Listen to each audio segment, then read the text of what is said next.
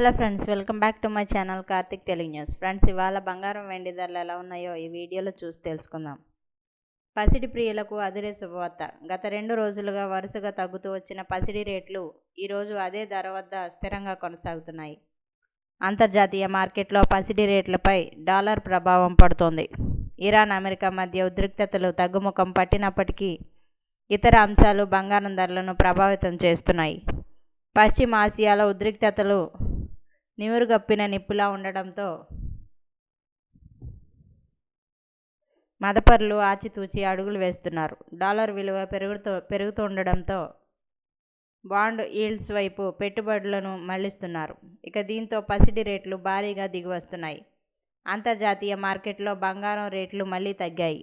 అయితే ఈరోజు దేశీయంగా మాత్రం మార్కెట్లు క్లోజ్ ఉండడంతో ధరలు స్థిరంగా కొనసాగుతున్నాయి. ఈ క్రమంలో హైదరాబాద్ మార్కెట్లో 22, 24 క్యారెట్ల బంగారం వెండి రేట్లు ఎలా ఉన్నాయో ఇప్పుడు తెలుసుకుందాం.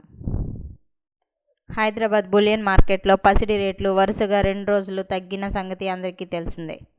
2 రోజుల్లో తులం బంగారం రేటు 900 రూపాయల మేర తగ్గింది.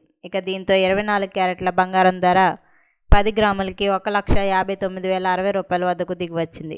అలాగే 22 క్యారెట్ల బంగారం రేటు ఈరోజు 1,45,800 రూపాయల వద్దకు దిగివచ్చింది.